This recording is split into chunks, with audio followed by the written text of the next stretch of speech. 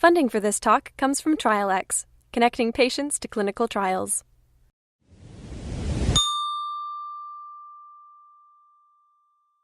Good evening, everyone. Welcome to CureTalks' 91st episode.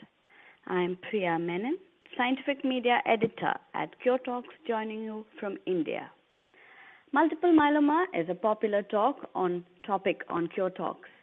And today we have Dr. Ola Landgren with us to talk about his research and views on whether high-risk disease progress is the key to a myeloma cure. Dr. Ola Landgren is Chief of Myeloma Service at Memorial Sloan Kettering Cancer Center and Professor of Medicine at Weill Cornell Medical College. My co-host of the evening is Gary Peterson. Gary is editor of myelomasurvival.com. Our myeloma panel consists of myeloma survivors and advocates, Pat Killingsworth, Jack Arillo, and Cynthia Schmilowiski. I extend a warm welcome to everyone. Today's topic for discussion, as I mentioned, is high-risk disease progress. Is this the key to a cure for all myeloma patients? And what can researchers do to get new therapies to work for more than 30% of relapsed patients? Multiple myeloma has many different treatment options, and the path patients follow is different depending on response. In fact, in some cases, a disease that starts out as low risk may one day progress to high risk. And that's the reason why the treatments for these higher risk diseases are so very important. A new therapy would now need to show efficacy across different lines of therapies, and we are going to learn more about high-risk disease progress in the coming hour. Before I hand over to Gary, I would like to remind our listeners that towards the end of the talk, we will be answering questions sent in via email and those posted on our website, curetalks.com. Over to you, Gary. Well, thank you very much, Priya, and again for all that you do for the myeloma patient community. Dr. Ola Landgren is the Chief of the Myeloma Service in the Division of Hematology Oncology at Memorial Sloan Kettering Cancer Center, one of the best in the world, perhaps, and the Professor of Medicine at Weill Cornell Medical College.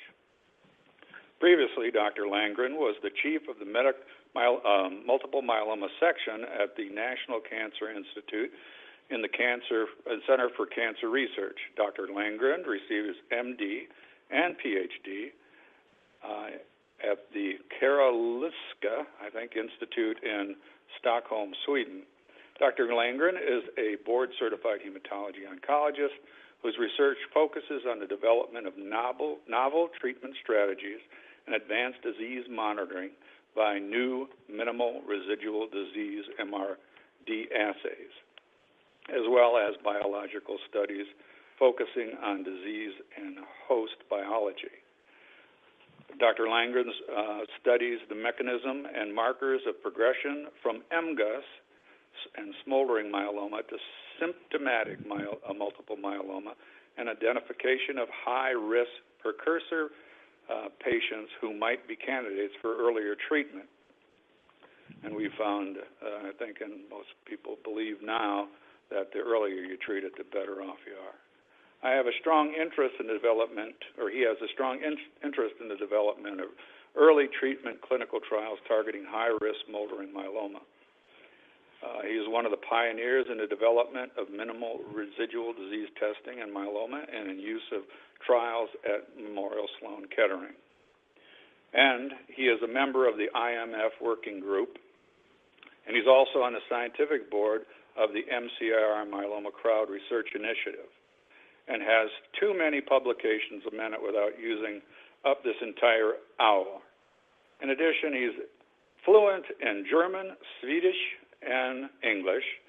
Thank you for your boundless efforts in keeping us alive, Doctor. Oder, danke schön, oder Tag. Yes, I heard. I guess I look pretty good on paper, but I'm just a simple guy. Hey, no, you're a pretty good-looking guy, too. But what I'd like to ask is, first, thank you so much for all you do for the myeloma patient community, and for all the hard work that you do, keeping us all alive. We certainly appreciate that. And one of the things that came up is, there's much of a dichotomy about what high risk is. Some people say, well, it's based on fish. Other people say it's based on 70 gene profile. I heard that, well, anytime you relapse, you're at high risk, and when you're refractory, you're at high risk. If you have comorbidities like kidney damage, you're at high risk. So it seems like, could you please explain what high-risk disease is and why without a cure, low-risk disease will one day either morph or maybe morph into high-risk disease and become incurable? Well, you're asking a lot of very good questions. I'm not sure I know all the answers, but I'll try to do my best.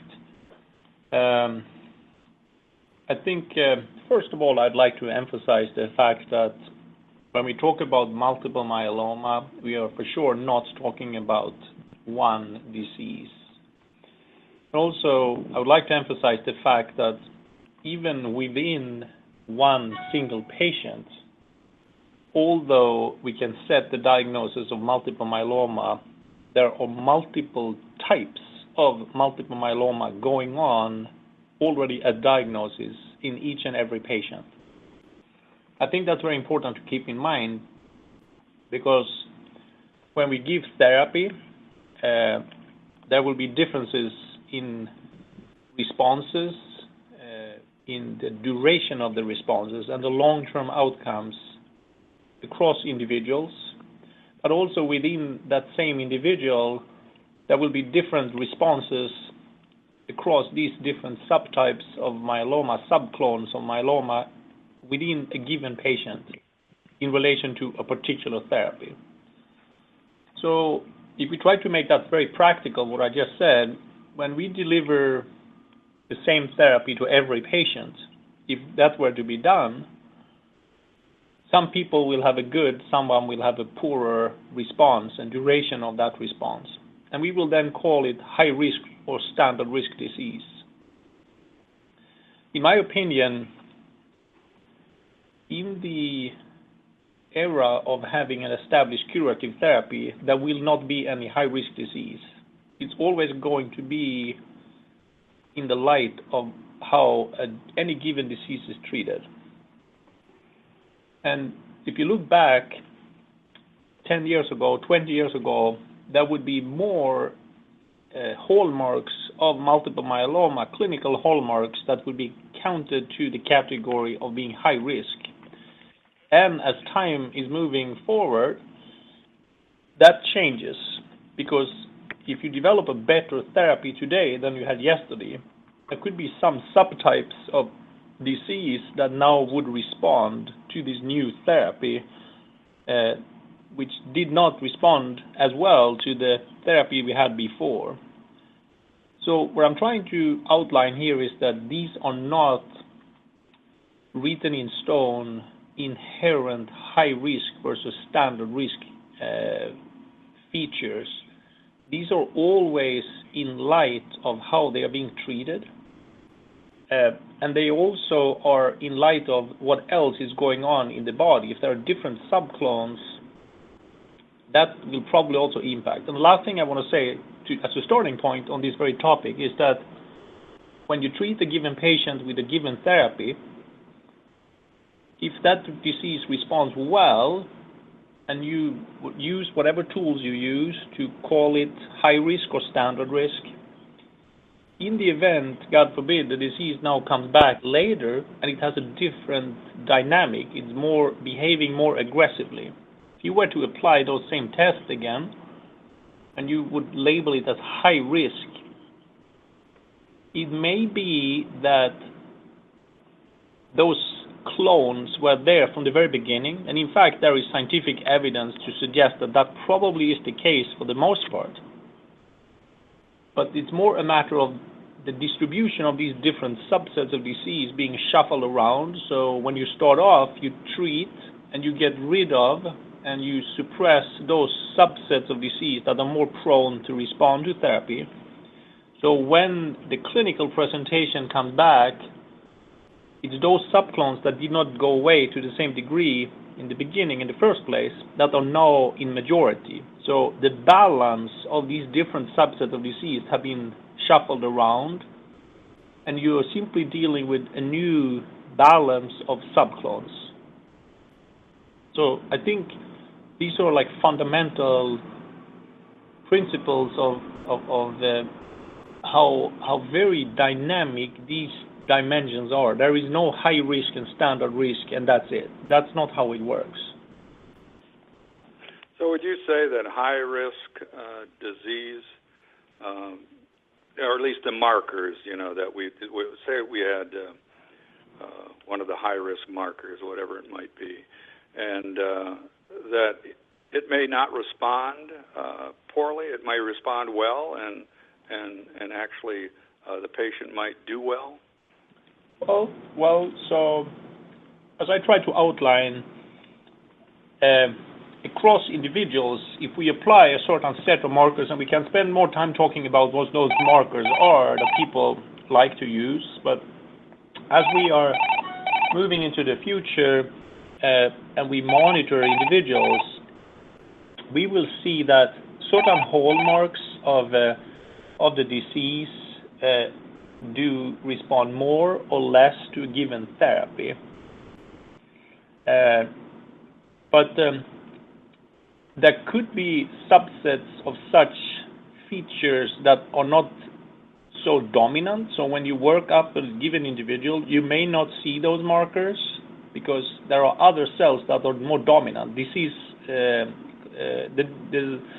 disease has different subclones, so there could be subclones that don't have those hallmarks. But as you treat, you may bring down those subsets of disease that don't have the hallmarks of what you call high risk.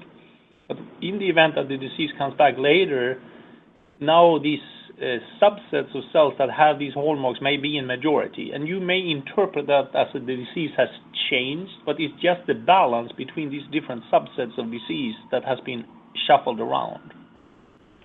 But if you have therapy that was tailored and designed to kill off these cells that are biologically in a certain way, then you would no longer call that high risk.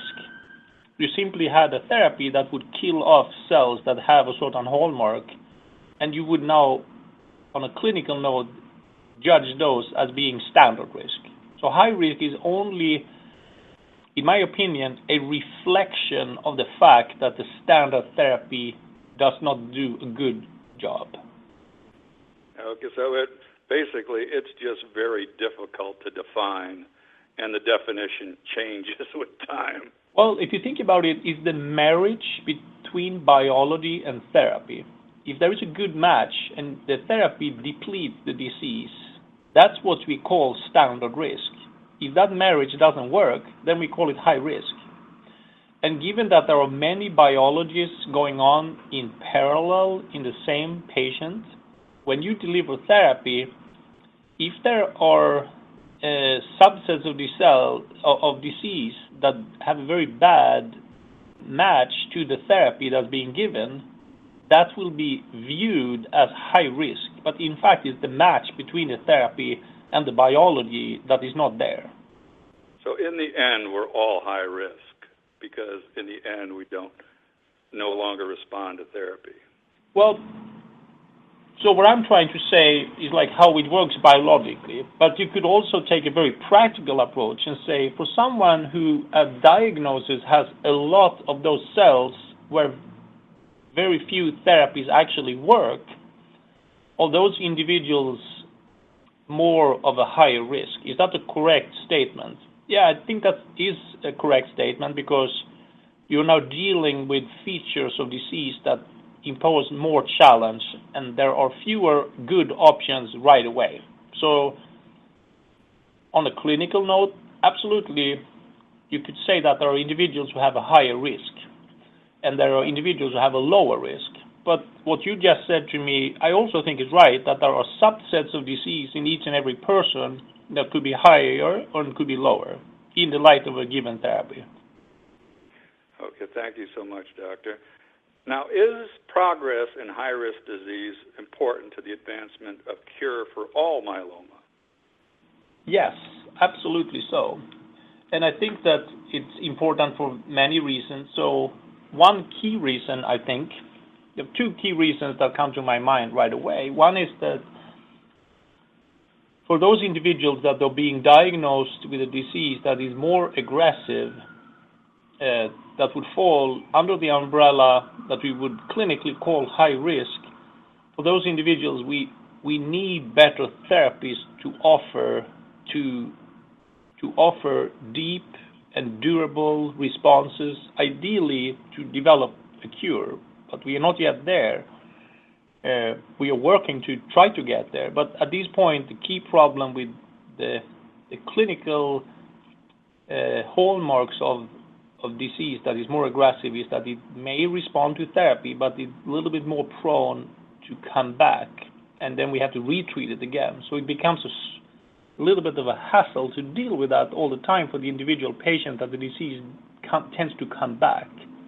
So that's one of the key areas, I think, for clinical applied research, to try to come up with better therapies for those individuals. And if I look across the board of all the patients I see, I would say that is probably maybe 20 to 30% of all patients that are newly diagnosed that come to clinic that would fall into that category, around that number.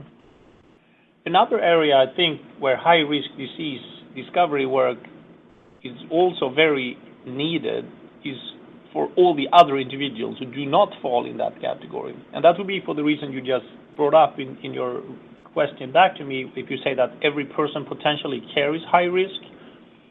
I do think for individuals who have more standard risk disease, that there probably could be a few cells that would be more of the high risk type. If we could get rid of those, that may be a step in the direction of trying to develop a curative strategy. So to deplete those last cells that don't go away with the standard therapy, to try to understand how that works and try to get after it. And it may be that those two goals actually are linked biologically and treatment-wise. So we need to do research in those areas, and it could have implications in the opposite direction, so to speak. Okay, thank you. Along that same line, then, or following that, is what do you think is currently in the pipeline or on the horizon, either therapies or drugs, which will allow progress towards cure of high-risk myeloma? Well, I think there are a lot of important efforts going on that I truly think have the potential to make major advancement, not only a few percent, but like major steps forward. I think that the development of cell therapy is important, using the chimeric antigen presenting T cells, the CAR T cells. That I think is a very new approach. Basically, what that approach is all about is to identify surface proteins on cells that are myeloma cells, and even earlier cells than the actual myeloma cells biology-wise, but to identify targets in terms of proteins, and then take out the individual patient's part of the immune system, to take out some of the T cells and reprogram them and give them back. And then they are now programmed to kill off cells that carry these proteins. So that's a very sophisticated way of depleting cells, and it has been found to be extremely successful, for example, in acute leukemia. There is also evidence in certain lymphomas, and there is ongoing work in myeloma now. The group at the University of Pennsylvania, led by Carl June, has done very interesting work. There is ongoing work at the NIH. We also have work going at the Memorial Sloan Kettering, and we will probably open up a full-fledged cell therapy program with CAR T-cells in the coming year. I think that carries a lot of promise for high-risk disease. I think that many of the new drugs that are becoming available probably in the coming 6 to 12 months, they are now being reviewed by the FDA. They have also potential. I think that some of the monoclonal antibodies are very interesting because similarly to the first example I gave you with the chimeric antigen receptor cells, the Tcells, these monoclonal antibodies, they go after surface proteins. So they are not dependent on certain genetic changes in the cells, or they do not work because there are or are not certain genetic changes in the cells. They look for things on the surface of the cells. And from all we know at this point, the high-risk disease looks similar in many aspects on the surface compared to the standard risk. So these new drugs could be a way to go after those cells that don't necessarily respond to medicines that target the internal features of the genetics of the tumor cells. From what we know right now, high-risk disease has ways to avoid the drugs that are delivered that target the inside. So treating on the outside, that's a new promising thing, I do think.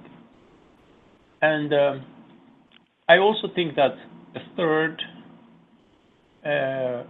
important thing, in my opinion, is the development of sophisticated monitoring tools for response to treatment and maintain deep response, specifically so for minimal residual disease detection. I think that has a lot of promise, and there are a lot of efforts going on trying to quantify very low levels and to try to rule out very low levels of detectable disease. I think that we will probably have at our institution, I hope in the coming 2 years,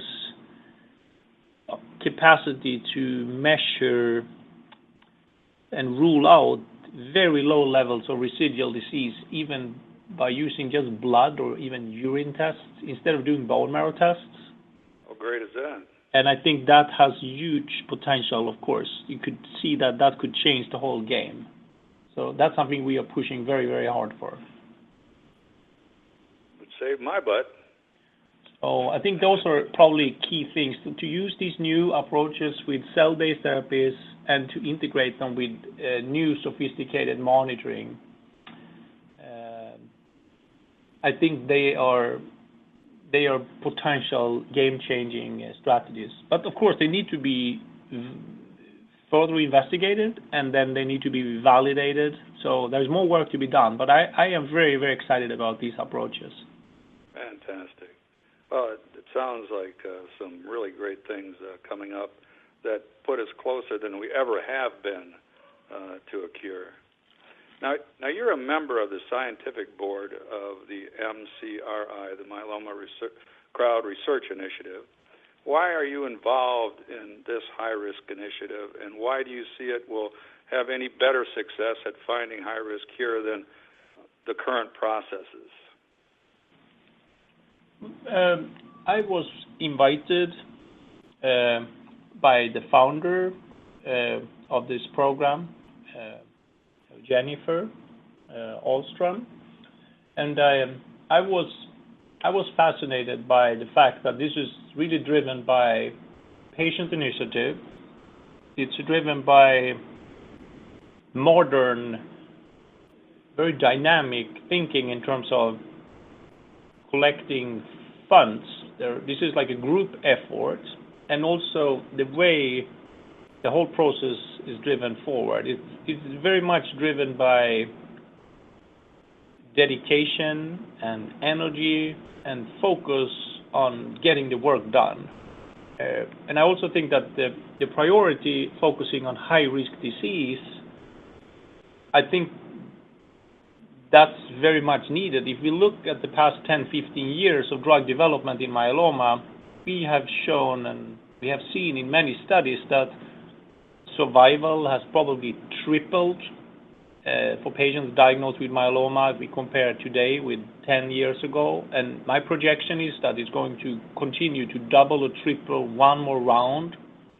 But importantly, that 20 or so % of patients that have hallmarks of high-risk disease, that group of patients has not really had a lot of benefit from all these new drugs. There are individuals in that group that do have, but on average, there is much less benefit in that group. So it's basically a group that was left behind. So there had to be focus on that group, and that's exactly what this funding mechanism decided to focus on. So I think that was the absolute right thing to do.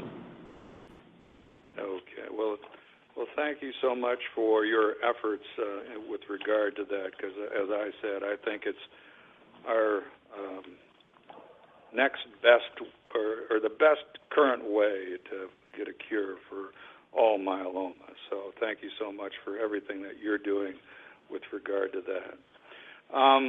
At this point, I'd like to start and turn this over to questions from the panel, if you don't mind. Cindy, would you, we'll have each of you ask either a question and a follow-up to that question or two questions, and we'll run through your questions. And Cindy, your questions. Okay. Thanks for that wonderful introduction, Doctor. And my question kind of has to do with the newer therapies, the newer immune therapies. I know there's a lot of excitement around them, the CAR T-cell therapies for the high-risk myeloma. But right now, I guess the most aggressive type of therapy we have for high-risk myeloma is the allogeneic transplant. Where do you see that fitting in now with the newer trials going on? And I know there's a T-cell depleted transplant at Memorial Sloan Kettering. Would that be something a high-risk patient would want to consider? Yeah, so you're asking me whether I see a role for allogeneic transplant and for the depleted T-cell approach linked with the allogeneic transplant, if that has a role now and in the future. Is that the question you're asking me? Right, exactly.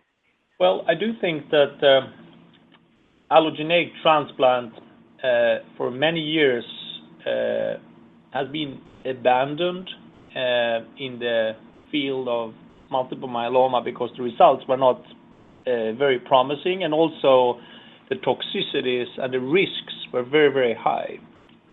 But there are a couple of groups that have continued to see how allogeneic transplant could be improved, and working with the conditioning approach, the therapy that was given before the cells were transplanted, and also how the modulation of the immune system was handled, that has been worked on. And there are a couple of groups that have really done a lot of work.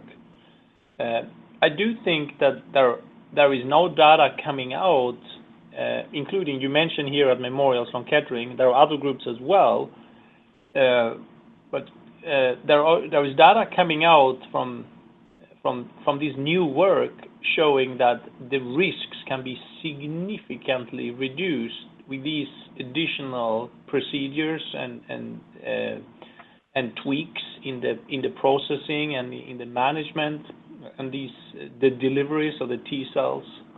So the graft versus host disease that has been a major problem in the past can be majorly reduced and extremely reduced. And the risks also by the therapy have been majorly reduced by the conditioning therapy. So I do think from where we are at this very, very moment, until the CAR T-cell therapy has been fully evaluated, and it unfortunately may not work, but it could very much work, and I hope it will work. If it will work, that will become a major player, but at this point, that's too early to say. So it's something that needs to be explored. And also these other therapies I mentioned have not been fully evaluated in high-risk disease. So I do think that given where we are right now, for someone who has high-risk disease, if other therapies do not work, I do think that an allogeneic transplant in the setting of modern T-cell support and modern conditioning done at a top-notch center, I do think is a very, very reasonable option to consider. The key question for many patients who are asking this question, even when you hear that it's much safer and it's much better than it used to be, is still the question that comes up is, are there any other options I should consider before I do it? And what would those options be? And if I pick these other options, if they work, that's fantastic, but if they don't work or if they stop working, will I still be a potential candidate for this allogeneic transplant? And these are very difficult questions to know for each and every patient ahead of time. So I think for patients who are on the verge of not being candidates, but they are candidates for the allogeneic transplant, if that is something that that individual is potentially interested in, I think the timing issue is probably even more important, and maybe to pursue something else may potentially risk the opportunity to have the allo if that's not something that the individual patient chooses to do as a rescue. So to not do it could, worst case, mean that it will not be something that can be offered due to safety reasons. But for a patient who is in better shape, who wants to explore something else, I see that there are patients that go for other therapies and they try that and they explore that. And then if that works, that's very good, obviously. But else, coming back to the allogeneic transplant could be an option for that individual patient. So these are very, very, very difficult situations.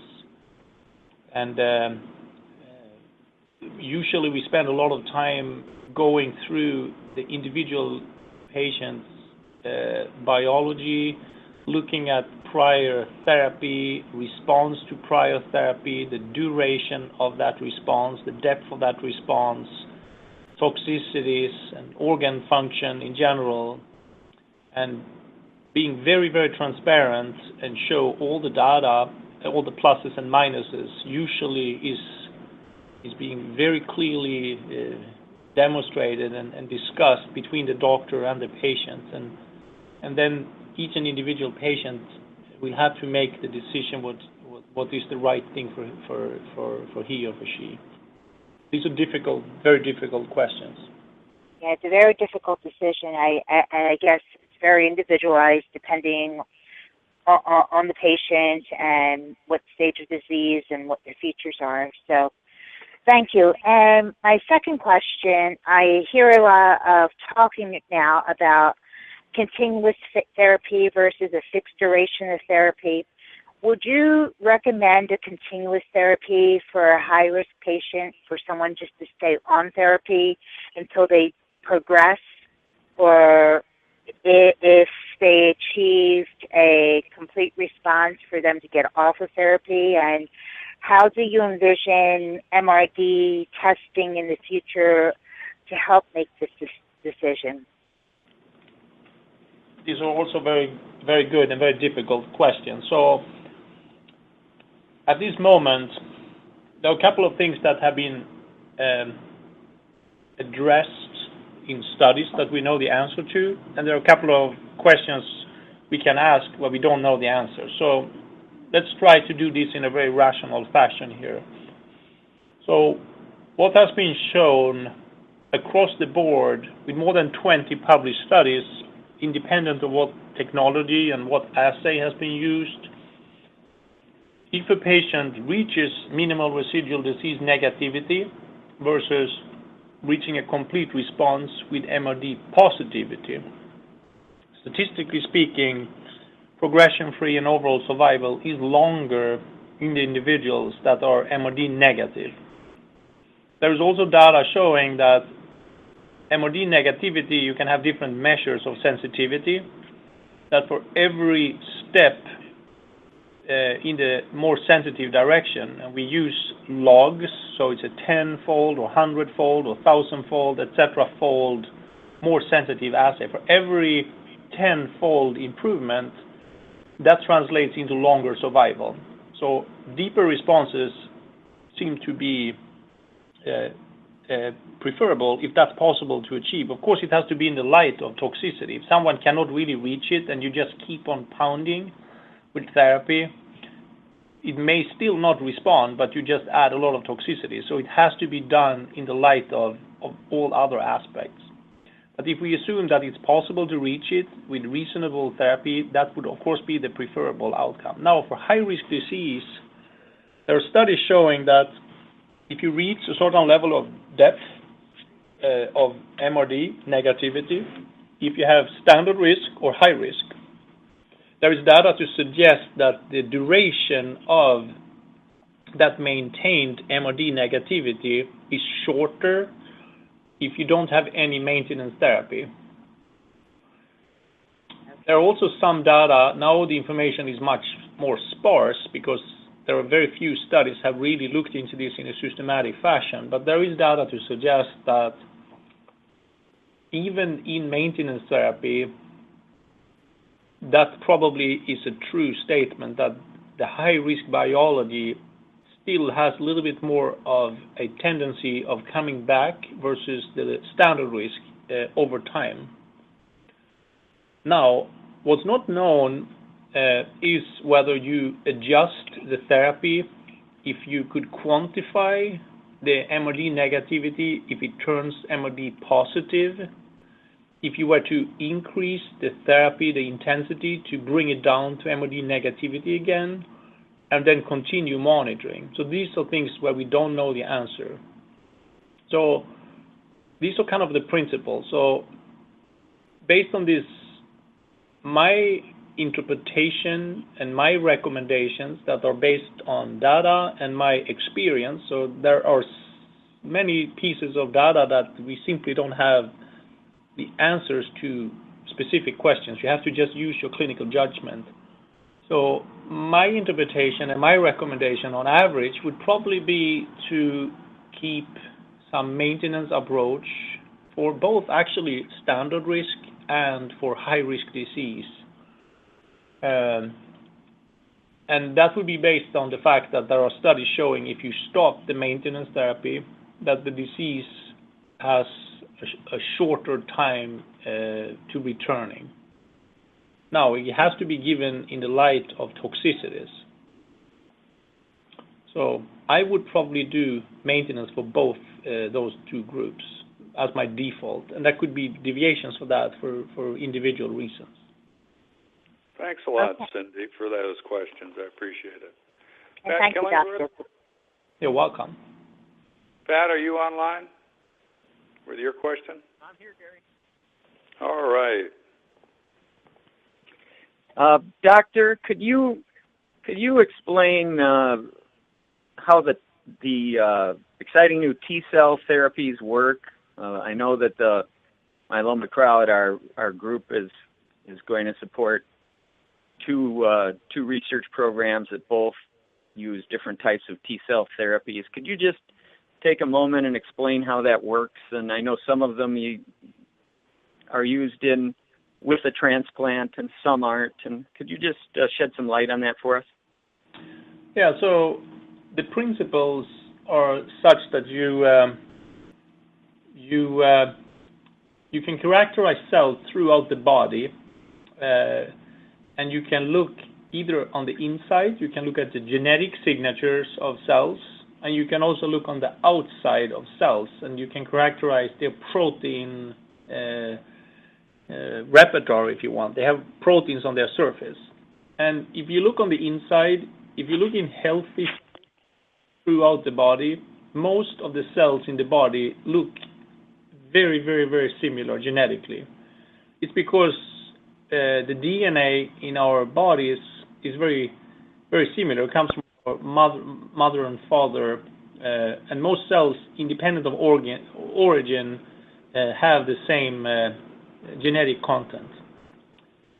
When a disease of a malignant type develops, such as multiple myeloma, that's an outgrowth of, in this case, plasma cells. That belongs to the immune system, the white cell category. They also have very similar genetic content to all the cells in the body, and they are, of course, very closely related to the normal plasma cells in the body, but they have certain genetic changes inside that make them exist. We don't really understand what goes wrong, but something goes wrong, and then all of a sudden they are there. To try to direct therapy after these genetic changes is very difficult because they don't look exactly the same, all the myeloma cells. So instead, people looked at the surface of the cells. And then if you look for markers on the surface of these cells, what you want to make sure is that you don't have the same proteins on the surface of other cells. You could theoretically have that in any other organ throughout the body, the lungs, the kidneys, the liver, the eye, the skin, the bone, everywhere. So a lot of work first has to be done to determine what proteins do myeloma cells express on their surface that are unique to them and you don't find elsewhere.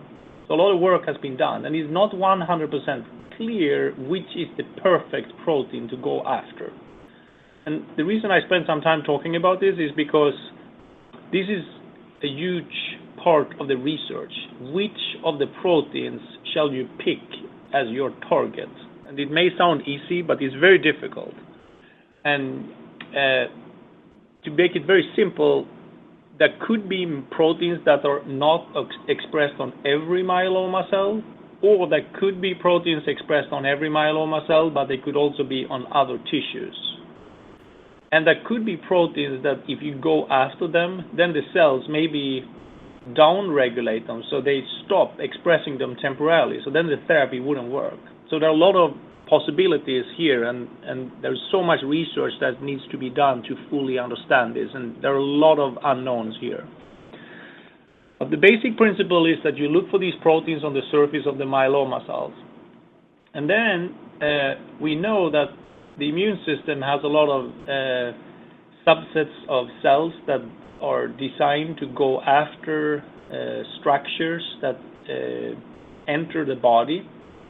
And the outgrowths of these malignant cells, the bad plasma cells, they do express markers that I'm talking about here, proteins that you could tell other parts of the immune system that these are not supposed to be there. Please, can you take them away? So you hook up the individual person with a device, and then you suck out Tcells that are in the body. And then you expose these Tcells to something called vectors that make these Tcells develop structures on their surface that are the counterpart of these proteins that you now have identified on the myeloma cells.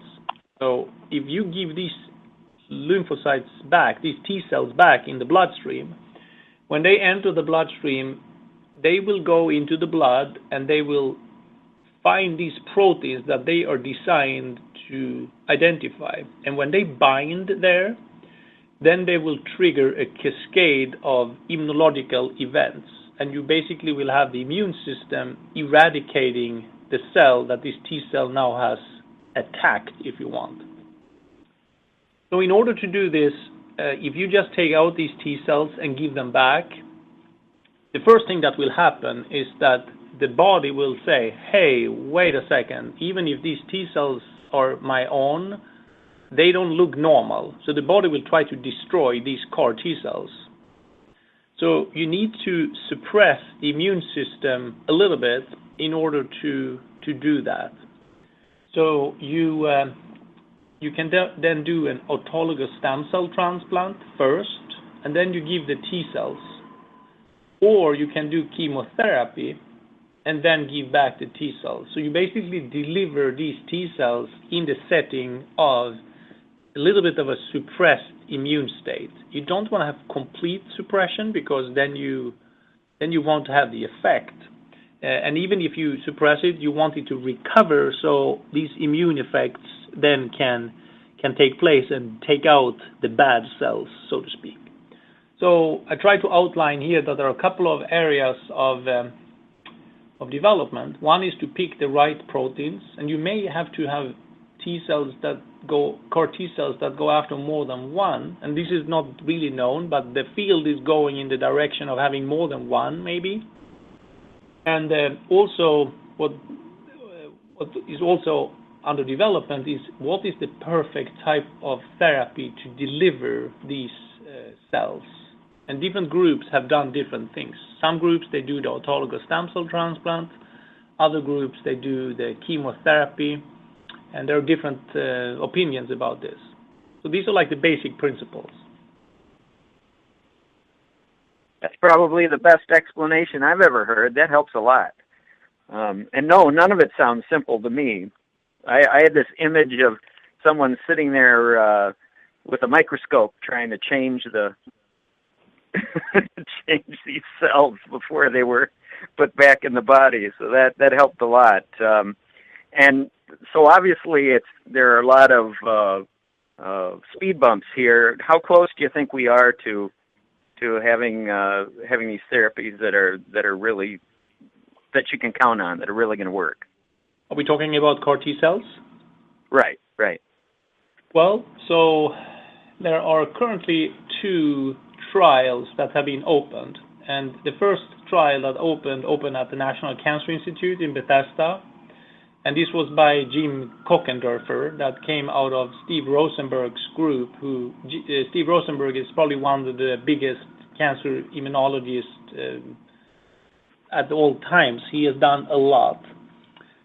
So Jim did work in Dr. Rosenberg's laboratory, and he looked for these proteins that I was talking about. And he identified a protein called BCMA that's expressed on the myeloma cells. And Jim showed that in mouse models that they could deliver these CAR T cells, and they could have very good eradication of these myeloma cells in the mouse model. So that led Jim Kockendorfer to develop a clinical trial. And it opened at NCI, I think 6 to 12 months ago. At this point, they are still doing a phase 1 trial, so they are trying to identify how high of a dose of these CAR T cells they need to give in order to have effect. And at this point, to my knowledge, this study is still ongoing, and the exact dose has not yet been determined. And they basically have not finalized the study, and it's ongoing, and they are trying to increase the dose to see if they can find the optimal dose to have responses. The second study that was developed at the University of Pennsylvania by Dr. Carl June, who is also one of the big leaders in the world for cancer immunology. Carl June, he did a study using CAR T cells for lymphoma a couple of years ago, and now he decided to take his lymphoma CAR T cells. So he was on purpose not looking for proteins that were expressed on the surface of myeloma cells. So he did a completely different thing. So he said, why does myeloma exist? And he said, myeloma cells are what's called very late stage B cells, and they cannot proliferate. They cannot get more of them. They have to come from somewhere else. I think he said that they are probably originating from B cells, earlier stages of B cells. So he said, I'm going to take one of these CAR T-cells that I developed for lymphoma and give that to patients with myeloma and see if I can actually see responses there. And he presented this at ASCO and the European Hematology Association meeting in June in this year. And there were only 3 patients that were initially treated. And the first patient had, I don't remember the order of them, but there were 3 patients. One of the patients had no effect and unfortunately had the disease coming back right away. The other one had, I think, a little bit of an effect, but it didn't last. But then there was another patient whom I think had a very good response, and it seems to be very durable. So at this point, they are now trying to dig deeper into this individual who had this very good response, and I think that's a very interesting observation, because it's not only addressing the issue of CAR T-cells, it's also addressing the way of going after the disease, not going after the plasma cells directly. So I think that's a very interesting approach. And lastly, so there needs to be much more work done for both these 2 studies. They are very, very early. It's based on one patient, the University of Pennsylvania. One is simply only one, so it's way too little to know for sure. What we are doing here at Memorial Sloan Kettering is that we are working on multiple targets that go both after myeloma cells and B cells. And we are developing strategies where we have integration of these 2 models. And we think that we will probably open our first study around the summer of 2016. So our program is heading very, very fast forward, and we believe that both these models are important. We are not using the same targets that these 2 studies have done, but we have identified targets we think are maybe better, but that remains to be proven. Thank you, Doctor. That's really helpful. Gary? Yes, thank you, Pat. Doctor, we've run over a little bit. We do have a little extra time for some questions from not only Jack, but some of our listeners as well.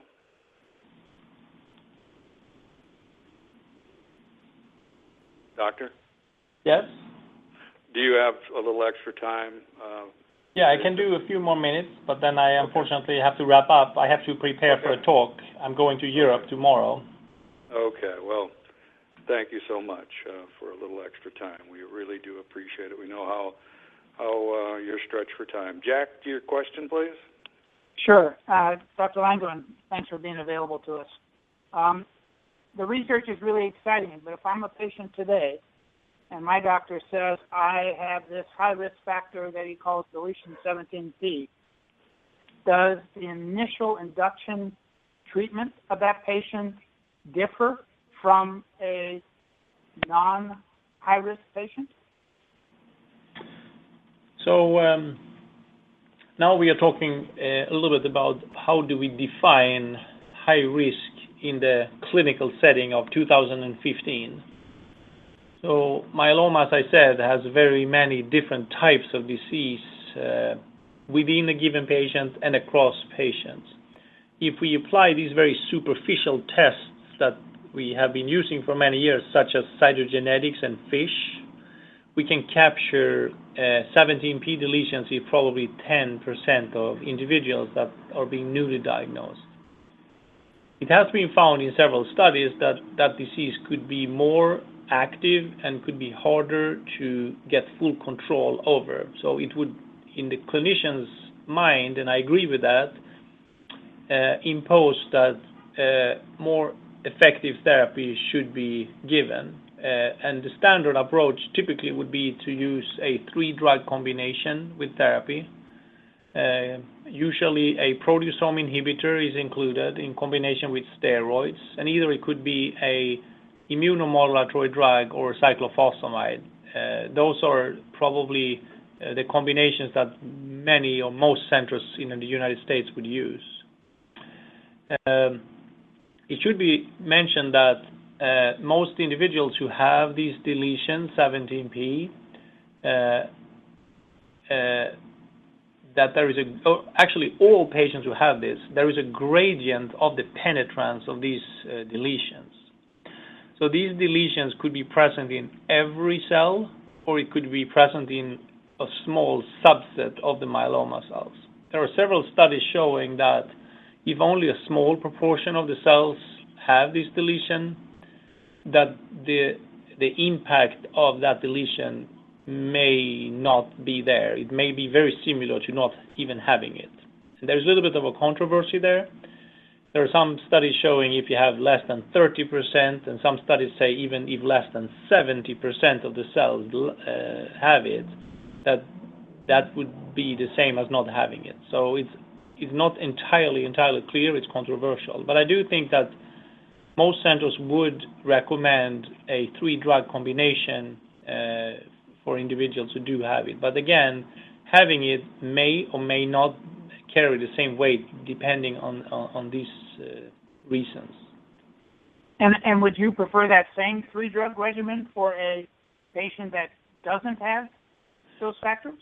So that's the other question, and I'm glad you asked that. So I do believe that until there is an established curative therapy, I personally think that until there is data to show the opposite, I think that the best therapy should be given to every single patient. And I will not cut back on therapy until there is a cure, unless there is toxicity.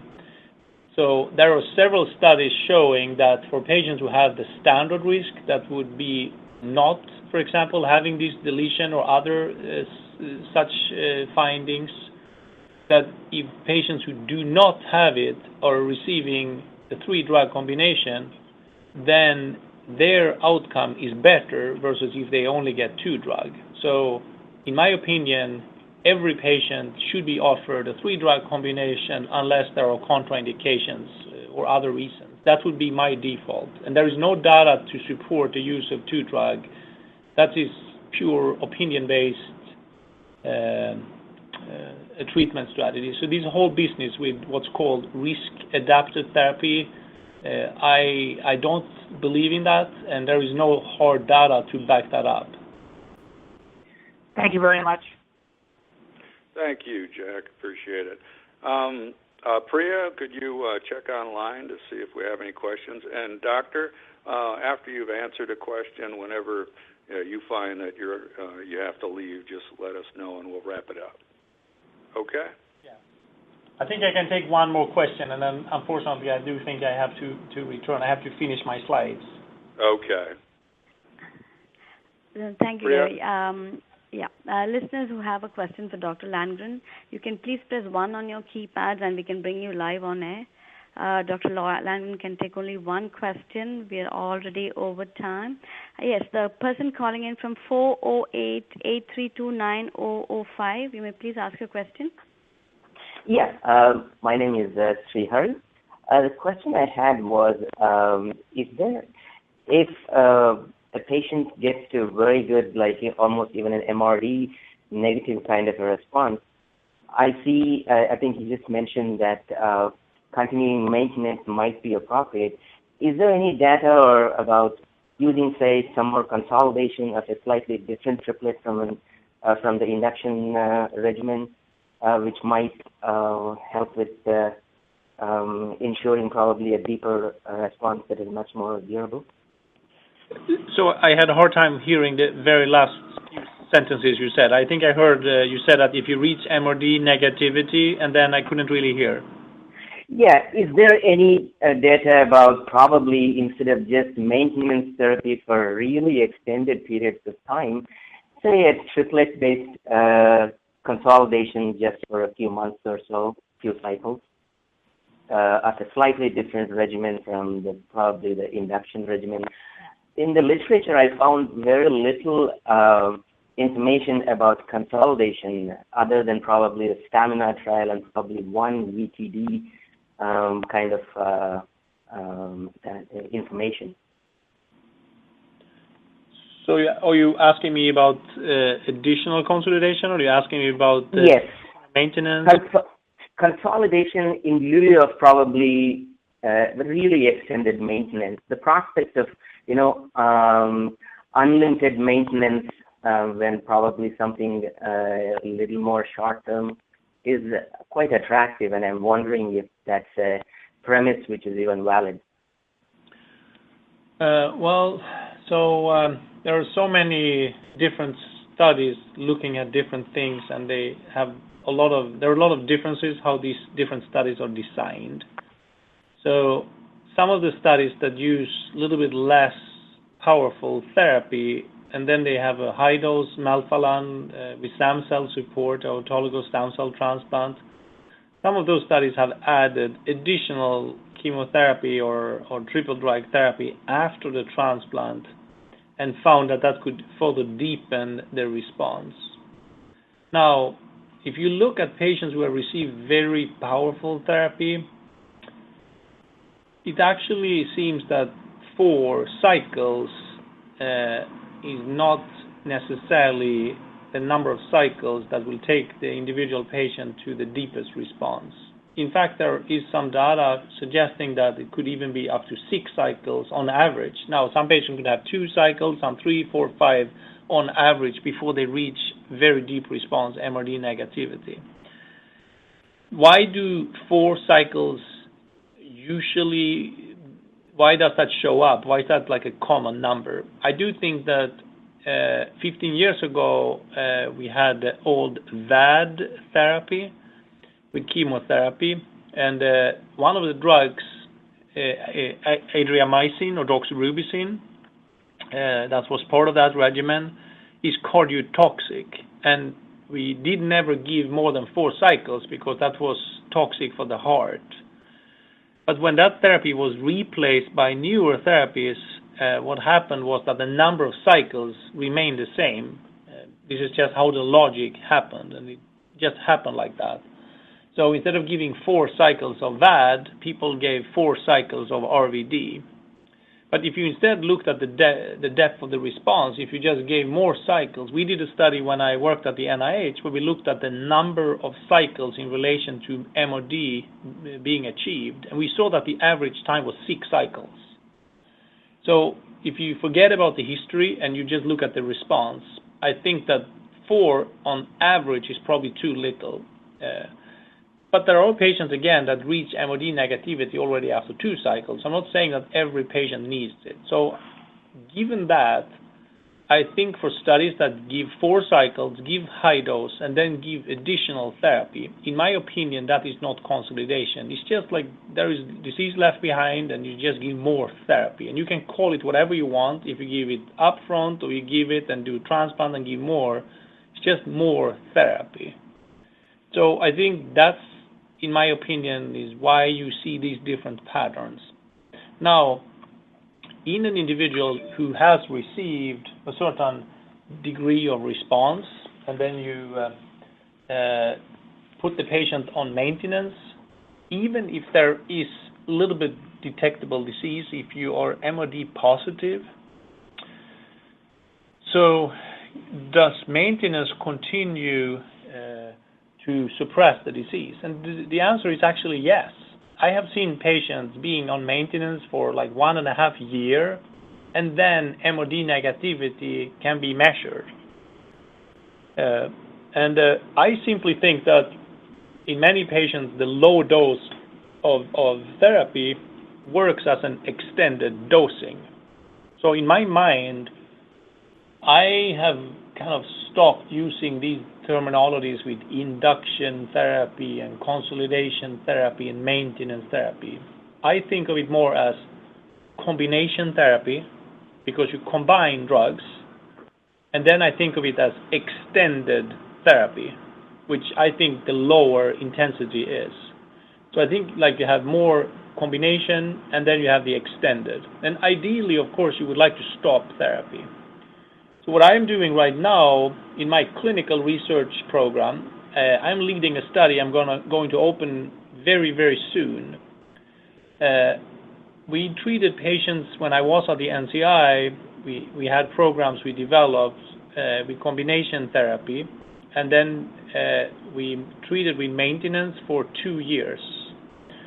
We will now offer to continue on this new study that we're opening for another 3 years of extended dosing, or what people call maintenance. And we will continue to monitor for MRD negativity. And my plan is for individuals who have stayed MRD negative for 5 years, my plan will be, when that happens, will be in another 3 years to see if we can develop a new study, and I will start working on that probably next year or so, to offer people to go off or to stay on therapy with continued MRD negativity, measurements, to see if the MRD negativity can be maintained without therapy. That would be the next logical question, to see if you can go off therapy. And I don't know the answer to that, and I don't know if 5 years is right or wrong, but you have to start somewhere. So that's my next step in terms of seeing if we can start peeling back on therapy. And I don't know the answer at this point. So these are like my rational approaches to pursue these questions. Thank you, Dr. Landgren. It has been a pleasure to listen to you. Thank you for the time. And I thank the myeloma panel, Gary, Pat, Jack, and Cindy. Thanks for joining us. This talk will be made available on CureTalks along with the transcript. Please visit curetalks.com for details on upcoming talks. Thank you, everyone. Thank you so much for having me. Take care. Thank you, Dr. Landgren. You made some very comprehensive answers to some very difficult questions, and we certainly appreciate that. Thank you very much, everybody. Enjoy the evening and take care.